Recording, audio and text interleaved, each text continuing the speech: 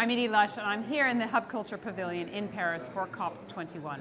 I'm joined now by Derek Walker. He's the Associate Vice President of the Environmental Defense Fund. Thanks very much for coming along. Edie, it's a pleasure to be here. Thank you. So what about after Paris, after COP21? What happens then? Well, as monumental as Paris is, it's really just a major milestone on a long journey to achieving climate stability and to trying to push worldwide greenhouse gas emissions down. And now we have over 180 countries that have made commitments to cut pollution after 2020.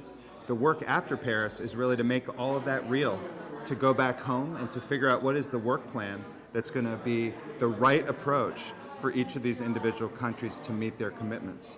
One example of how they're going to do that is through putting a price on carbon.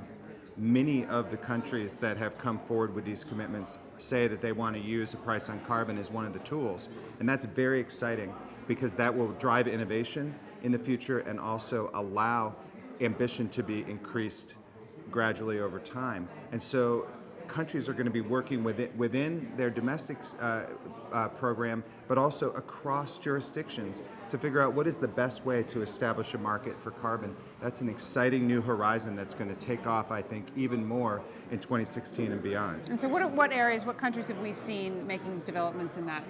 Well, just on Monday, I was at a very exciting event with the Prime Minister of Canada, Justin Trudeau, newly minted, along with Angela Merkel, along with Ernest Peña Nieto, and President Hollande of France, all saying that we needed to put a price on carbon. Jim Young Kim from the World Bank has been a great leader on this issue, and time and again, even President Obama said that in order to really get where we need to get on climate change, it's about putting a price on carbon. So there's really momentum going in the right direction on this issue. How does the U.S. presidential campaign affect the issue? Well, I think the issue affects the U.S. presidential campaign because more than ever, the issue of climate change is becoming less partisan in the U.S. Almost while we weren't watching, suddenly we have almost 60% of Republican voters in the United States that say that climate change is happening and that we need to do something about it. That is a huge change from just a few years ago, and it's really a wake-up call that being anti-climate action is not a pathway to the presidency in the U.S. And it is incumbent on organizations like EDF and the citizens of the United States to demand that this presidential election include a really strong and durable commitment to climate action. What keeps you awake at night? What could go wrong? Well, the COP keeps me awake at night because it's a lot of work.